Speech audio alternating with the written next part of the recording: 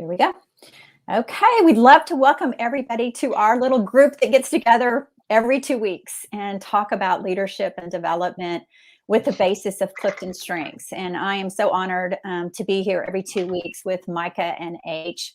My name is Dana Williams, and I am a Clifton Strengths coach, and I'm also a former corporate executive with Southwest Airlines. And one of the things I learned at Southwest was Clifton Strengths, and I started my business last year. And now I help individuals and companies transform from the inside out with their strengths. So I'm excited to be here today, and I'll kick it off to H and have him introduce himself, and then I think he's going to kick it off to Micah.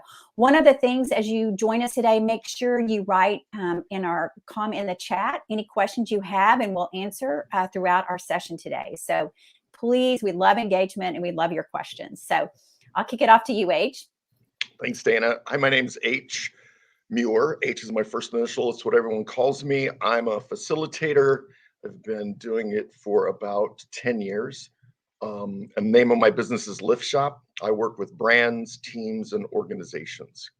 So give your brand a lift, give your team a lift, give your organization. Love that name. That's great. That's so good. So intuitive. Yeah, and then I can talk about the LIFT acronym. It stands for Leadership, Influence, Facilitation, Training. Brand leadership. Oh, nice. Brand influence, brand facilitation, brand training, organization. I'm going to start calling you Dr. Acronym now instead of Dr. Seriously, Domain. you covered all the bases. Like, not only do each letter of the acronym make sense, but they also contribute to your big picture message. That's awesome. Right. That's great. When you go by a letter, acronyms are your life. Very important. So Homer. true. Yeah. Well, yeah, don't call him that. I know. My name is Micah Lawrence. I am an ICF certified coach and a Gallup certified strengths coach. And my focus of my business is working with startup founders and startup teams to help their strengths-based development, help them learn how to grow and scale according to their needs as a young company. So we're excited to have everybody here. I'll just reiterate what Dana said, that one of our favorite things is when we see a comment pop up in the chat. So please ask any questions or provide any comments that come to mind as we talk. We are unable to type responses back, but we will always, or so far, we always respond verbally to the comments. So if we get too many at some point, we may not be able to answer all of them, but we love seeing your comments and questions. So today we're actually going to dive in. 2 weeks ago, we started talking about coaching for development, had a great conversation about a handful of models and information that we hope was valuable to everybody. And we're going to take the topic and continue the topic, but bring in new material and talk about some different concepts. We're going to start with H, who's going to introduce something called the RISE model. And then Dana's going to share a little bit about agreements, and I'm going to talk a little bit about routines. So why don't we start with H and get going here? Thanks, Micah. So when I've worked with teams, there is this stages of development that teams go through. The classic one is Tuckman's model. It's been around forever, which is forming, storming, norming, performing. Right? And I think that's still pretty relevant. It's a trust model. Google research is probably the most prominent research in the last 10 years. And they talk about psychological safety.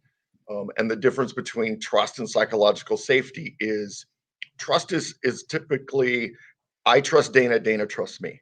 Psychological safety is, I trust Dana, Dana trusts me. I also know that we're on the same team, that Dana and Micah trust each other, and that we're all together. Trust exists in that environment. That's shorthand for psychological safety. So teams are high performing when they get to that. And so the thing that I've always kind of looked at was, okay, but how do you progress teams from that forming to that high performing stage? And so one of the things that I've been working with, and this gets into Clifton Strength Finder, is kind of the 4 domains. And I think they're 4 key in really developing teams. And those domains are relationship building, influence, which I also consider information sharing, strategic thinking, and execution. And so if you look at how teams develop, a lot of times we focus just on execution. The problem is you can't get to executing at a high performing level if you don't have the right strategy. And so that requires strategic thinking. And at its base, Strategic thinking is really about making the right decisions. So as a team, how do we make those decisions? And then you can't get to the right decision and strategy if you're not sharing information, and also if the information has influence. But we don't share information and or trust each other if we don't work on the relationship.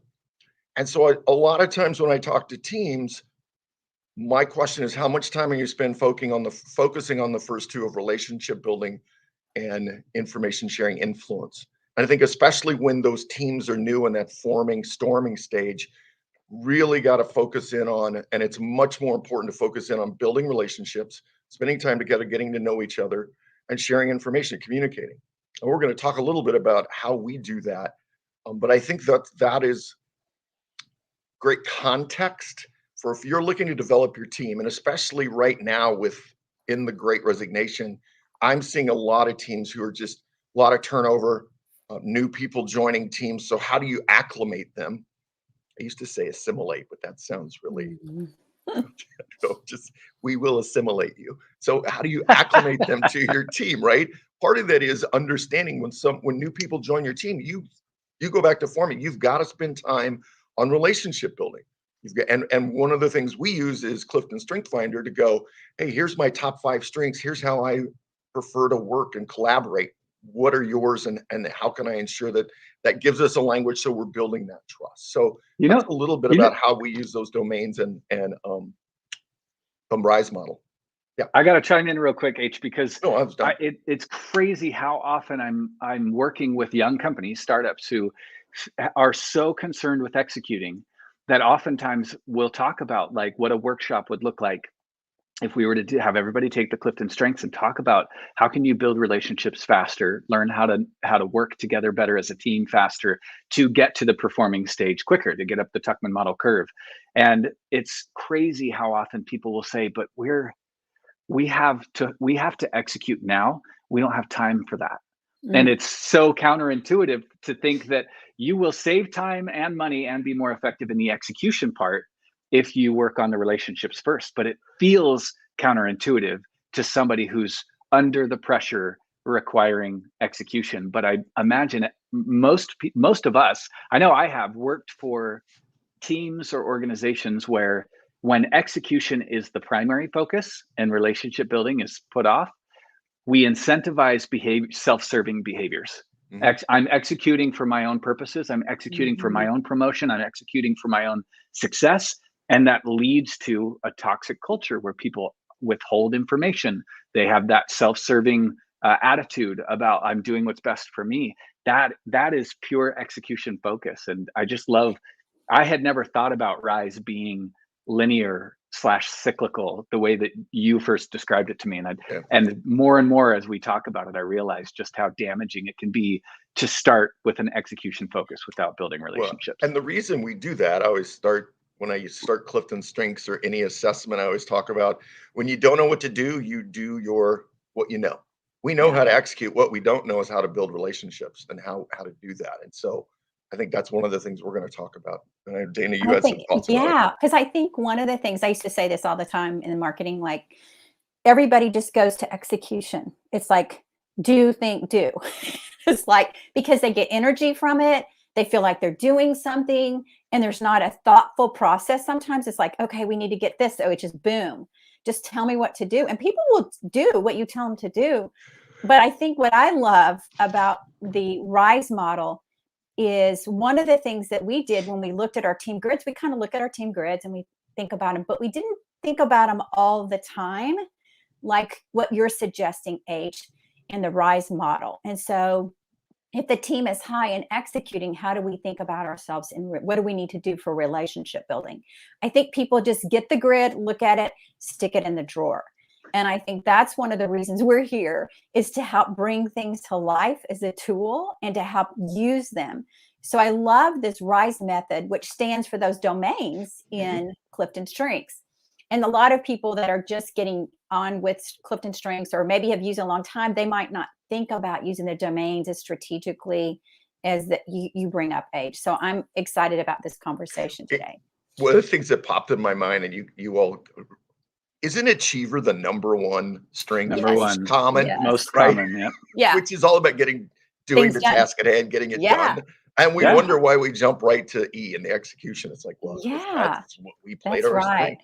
Yeah. We have Joshua that said, "Isn't that what drawers are for? To Yes, just put our Josh. little assessments Josh in is the such a drawers?" smart aleck. Yeah, that is what drawers Not are for. in your drawers, but in your Yeah, drawer. yeah, but Josh, you don't put socks in a drawer and then never take them out again. Yes, It's somewhere to put things, but then to reuse them and keep. And that's what we're saying. People tend to take those things, put them in a drawer, and then just never never open look that at drawer them. again. When it's just Thanks for great taking it so tool. literally. Oh, That's that's funny. great. But I do think, H, as you talk through the RISE model, reminding people that each of those domains or something, even if we don't have them, and that's what I'm excited about getting into today as you talk about those in team management, because we have had so many people move around and it's hard to quickly assimilate. So Yeah. And so when I talk about, well, let's spend a little time and talk through how do we develop relationships on a team? What do we do? Right. And we're all big proponents of Clifton Strengths on Strength Finder. So I think part of it, I always say, what really helps you build relationships, it's like, especially if some people are new on the team, new members, new leader, it's like going to a foreign country. What's the one thing that helps you navigate in a foreign land? Understand the language. You can speak Common the language. language. What's Yeah. your language as a team? And I'm not talking about language of, the corporate acronyms, which are all about how kind of who acronyms does. again. Yeah. It's the language of how I work, right? And I think that understanding where I know I can tell Dana and Micah, and I know other people like Josh, same thing. We could say, hey, my top 5 strengths are communication, strategic, ideation, individualization. I forgot my 5th one. How could I? Oh, it's there. What? I know. I was like, oh my gosh. Individualization? Is it individual? I got individualization, Okay. ideation, communications. Yeah. Oh, it's a relationship building. Wow, It'll come to you in a minute. There it is. But I think that's so when you're with a team, right, and it's new or you're in that initial stage, right? Either you're taking on new work or there's new people. When we say focus on relationship building, it is this sharing language about how you like to work and what you want to contribute. So that's one, because the first question you show up to a new team, the first question that you're thinking of, who are these people and how do I work with them? And especially when who's this leader and how do I get along with them? Or because they're virtual, hey, I'm going to do everything virtually. I'm not going to even get to meet you in person. So how do we connect there? I have had teams, I've done sessions with Strength Finders that I had a team of 25 as a marketing team. 6 of them had been hired during the pandemic and had never met the other people except virtually. No. That's like a quarter of the team. H, this whole conversation reminds me, I started posting, I wrote down like 5 or 6 of these, but I started posting these on LinkedIn like a week apart. I'll post one a week, but it's this idea that imagine I'm a new employee. I walk in my first week on a team and I'm going to read you one of these. And what if I could go up to my boss and my coworkers and say something like this? I've learned about myself that I work best with facts, data, and logic. I may come across as candid or critical sometimes, but I want you to know that I'm not criticizing you. I'm pressure testing your idea or proposal because I want you to succeed. So that's somebody like what strength was I referring to in that? Test you here. Did one come to mind? Wait, give me a domain. I'm thinking it's strategic thinking. Yeah, I was going to say it's in strategic thinking. Analytical, yep. You got it. Nice. So it's that idea of like data, facts, figures. But because I have that language, knowing that I have high analytical, I could go into a workplace and be like, hey, you're going to see this in me. I'm going to be candid sometimes. I'm going to look for the data and the facts in the situation. And you might think I'm criticizing your idea, but I'm not. That's just how my brain thinks. Like all of a sudden you're preventatively diffusing tension that might have occurred through experience, and you're speeding up, you're accelerating that Tuckman model phases, getting to performing more quickly.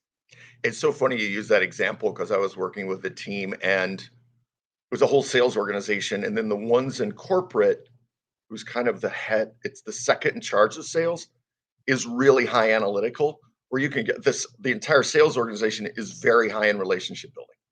And so they see it as this person who's high and analytical is mean, right? Yeah. And it's like, oh, they're just professional. They're thinking, they're not interested in relationship building. They see it as focused on the task or situation at hand, not on how they feel about you. And they're notorious for removing the emotion out of an argument. That's 100%. what analytical's good at. That's how they think. So if you know that, especially on a team of relationship builders who can't remove the emotion out of an argument or an interaction, you can like come with more tolerance and understanding that I can appreciate that about my team member, especially because it's not something that comes naturally to me. I'll flip that though, Micah. And I told the analytical person, you have to realize that because they take it personally, you're not getting what you need from them. You're right. Because you're coming across as impersonal. Because in the, on any team, in the equation of me plus you, me the analytical plus, or you the analytical plus me the relationship building equals some level of dysfunction. The part I can control is me. And so how do I, and that's really emotional, at the heart of emotional intelligence, right? Is like, what strength or preference can I leverage to move us, to progress us and develop our relationship? And I think as you're talking about one-on-one like that, it's the whole team understanding everybody's dynamics. So one of the things I recommend is that when their people are new, that they give their leader the report, some of their direct reports the report, their full 34 report, they have that, because I think that's an easy way to read this. And then I want to tell you how I show up, kind of like what you're talking about, Micah. Yeah. So then it's not, it takes out of just one person, but it's more of all the background, because then it does go into the blind spots, right? Oh, I could go in my basement when I start doing this. Oh, here comes Josh with a good question. My team got a new manager and I introduced myself in a similar way, found out some months later that he was kind of intimidated by how well I knew myself. Well, I think it's that approach of, have you heard of Clifton Strengths? Let me tell you about what it is. Read my report and then ask me questions. I don't know, something like that. Well, Dana, I would also say, Josh, don't you have several of your top strengths and influence? So like self-assurance or one of, which can also, that's come our across strength. as intimidating. Yes. I can't remember that. Dana, I think that's a really good segue into agreements, this whole being able to communicate. So I know we're going to go back to Rise back and forth and kind of connect these, but why don't we transition into your thoughts on agreements and how these actually relate? Sure. And Can I think, just preface go ahead. Go ahead. So just anchoring it in the Rise. So what we're going to talk about these agreements, Dana, is when you're in that new state, you're building relationships, you're getting into that storming stage is really where this is important, right? You've got some traction. You need these agreements to progress as a team. Right. So that's great. And we do have a couple of questions, Micah, after I go through this, maybe you can answer those. Yes. So here's what I like is the 5 areas that you want to have agreements in, whether you're coming in as a new leader, like Josh is talking about. And the 5 areas are availability.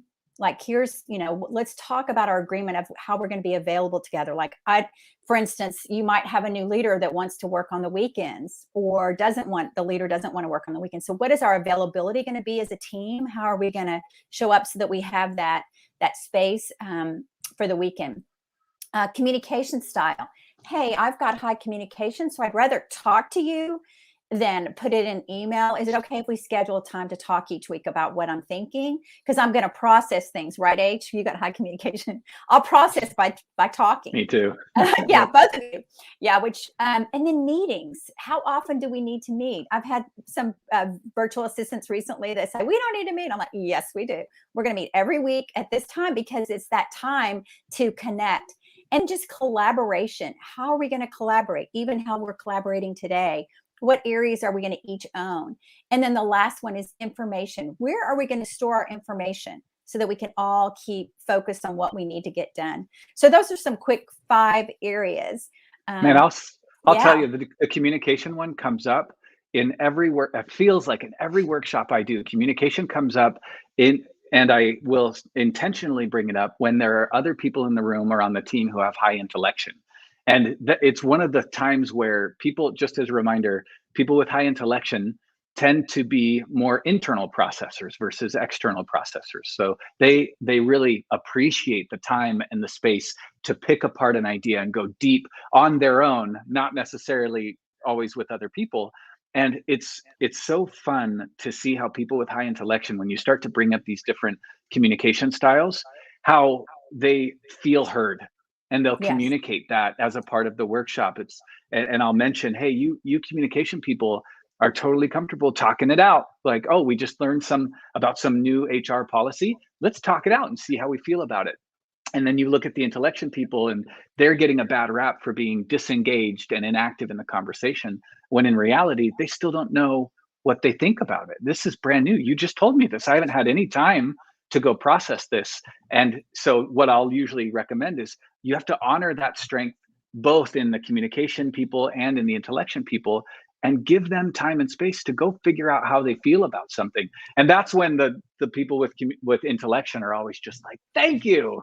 Yeah. So important to have those conversations. Just to build on the agreements, right? A couple things.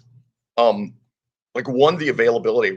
Was working with a couple of teams, and when COVID started and they were virtual, and it's like, well, if you all shared when you're available given your new schedules, and it was like a light bulb went off.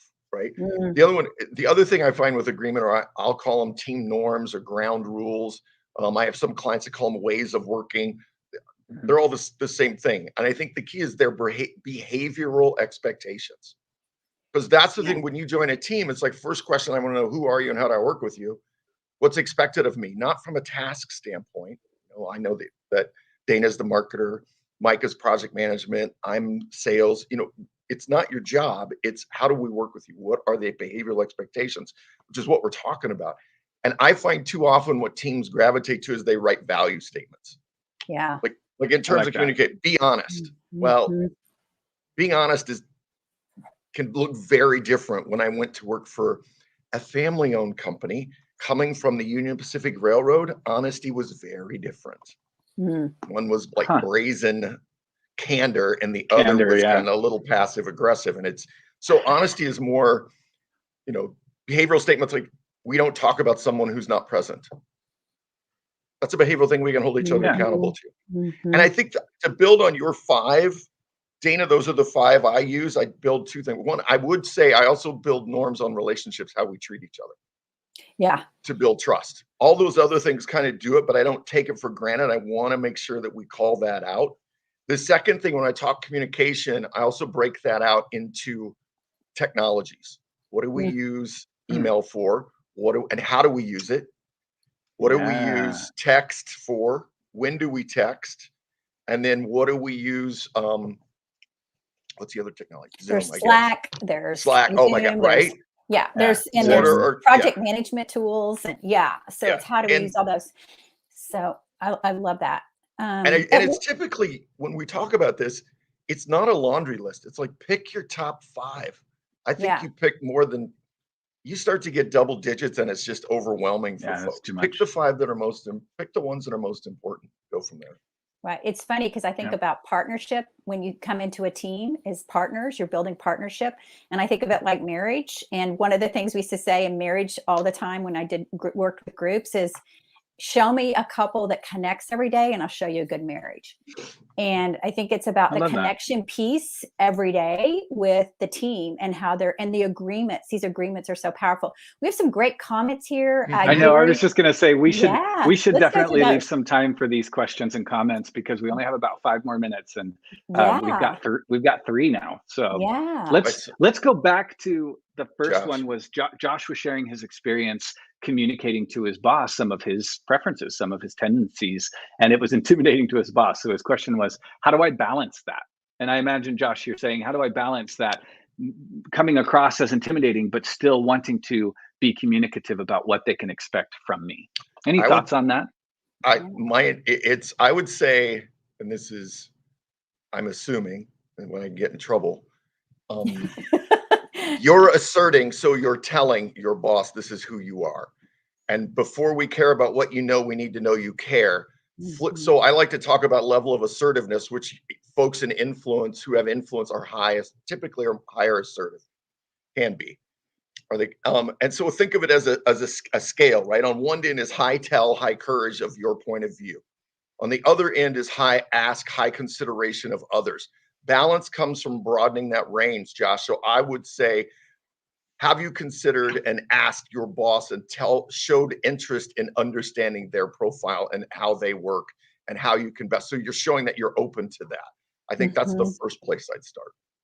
Yeah. And I think it's asking those questions. What do you prefer? What is your style? Do you prefer to write? Do you prefer to talk? Just getting as much information about your new leader and your new team as possible. Using the five areas and saying, hey, I'd like to really understand how we can work better together and collaborate. And I'd really like to go through use either the 5 agreements, or you could even use the RISE model. Let's talk about relationship and how we work together. Let's talk about how we share information. Let's talk about strategic thinking. Are you more analytical or are you more futuristic? And then let's talk about execution. So you could use that as well. Yeah, I like those. It's very, very practical stuff. The thing that came to mind for me just when I was reading Josh's question is that I think sometimes we take too much responsibility for how other people receive our personality and our tendencies and preferences. And in some cases, it's definitely up to us. We need to take ownership of how we come across to people. And that's where balancing our strengths and learning to use our strengths in a mature and well-developed way versus a raw and immature way is our job. But at the same time, that if you came across in what you would consider a healthy way and it's consistent with who you are and how you want to communicate, and you don't feel like you did anything wrong, that sounds like how he received it might have been a reflection of him, not a reflection on you.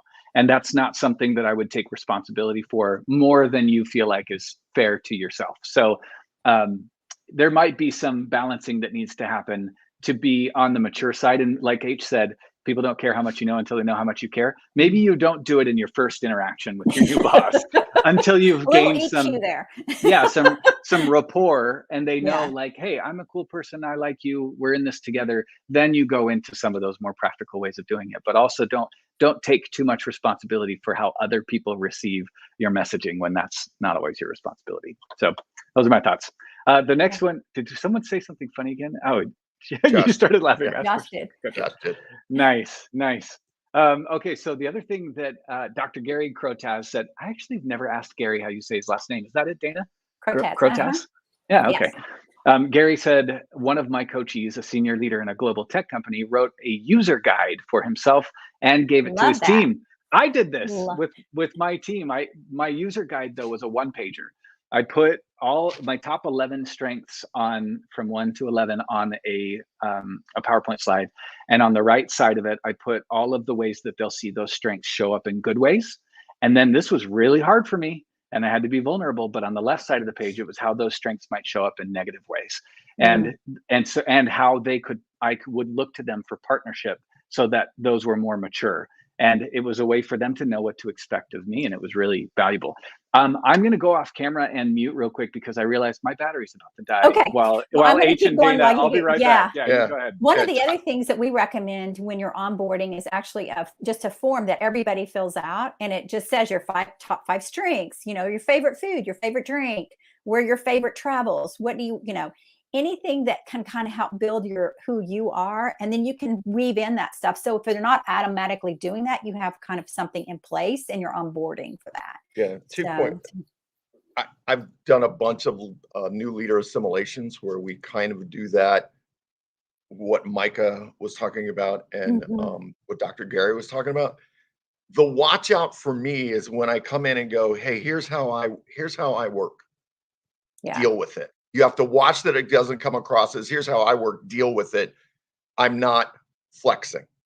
And so I think having also, when you're doing that as the leader and you're sharing your strengths and your watch outs, you also have to be open to saying, hey, I'm still a work in progress, or I work on balancing these. I work on my range, but also ensure that it can't just be you sharing it. You've also got to, it's the flip side. And what Josh was saying, as the leader, you've got to go, hey, I want to understand what your preferences are and how I play to your strengths and bring out the best and the most energy so you're the most productive.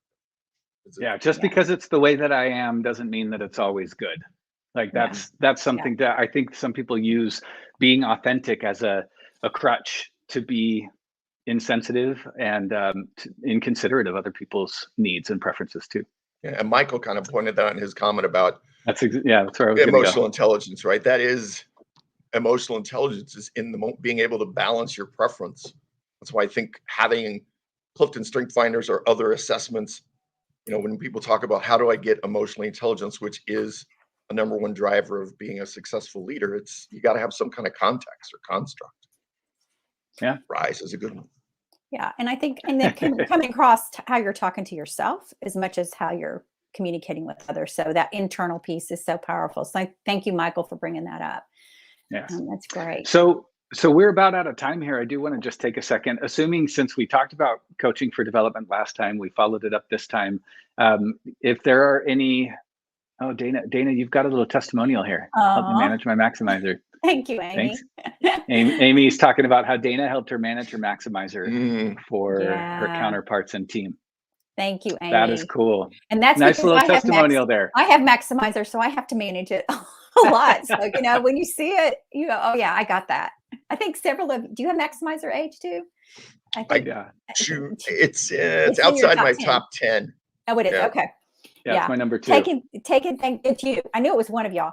Yeah, taking things from good to great. And that's hard to just leave things alone. Good enough, leave alone, right? Well, so assuming next time we're going to talk about something different. We're going to move on to a new topic next time. Thinking about this being kind of a wrap up for coaching for development, H and Dana, do you have any last thoughts that a point that you would like to drive home? I got one. The other thing, when we talk about agreements or team norms, doing a compilation of your team.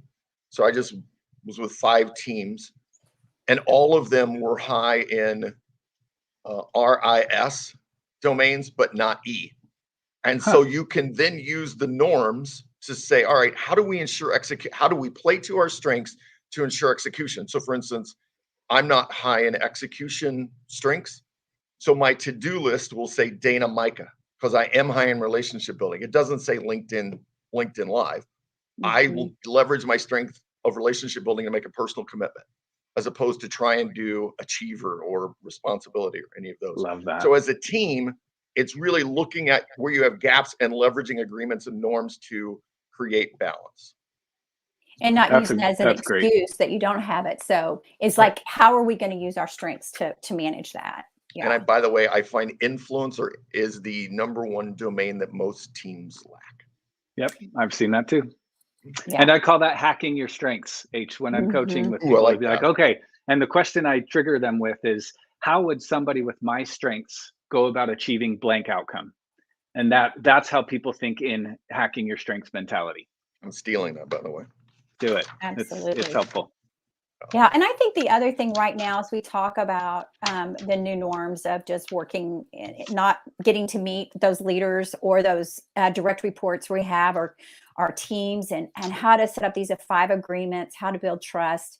I think what we saw early on that leaders were doing a lot of micromanaging. It came across as micromanaging. So I think understanding what micromanaging is as a leader and understanding how not to use that, because people who might not get that in their strengths, but it might not be that the leader's micromanaging. They're just trying to get more information. So I think that's my wrap up on the 5 agreements, because if you have those 5 agreements about how you're going to communicate, how you're going to store information, how you're going to connect, then you don't have that feeling of I'm being micromanaged. It's when, in absence of those agreements, you have that feeling of, oh, this person's micromanaging me. Yeah. And it's in this new environment that is going to change lives forever. So we're adapting now, and it's how we're adapting, but focusing on internal first. And then how we present that. I love how we talked about that today. So thanks. Yeah, we're adapting whether we like it or not. It's happening. That's right. Thank you, Dana. Man, yeah. I'll tell you, this is so fun when we have people throwing in comments and questions along the way. It gives us a direction to take the conversation. We appreciate all of you joining us and giving us practical applications for some of these theoretical and conceptual, concepts that we bring to these conversations. And hope you'll come back next time and bring your friends so we can keep talking. Yeah. Dana, do we know what we're talking about next time? February 7th is our next time. And one of the topics and I'd love to hear from you guys as we talk about team development, as we talk about leading, coaching and development, but actually talking about being that leader that no one wants to leave.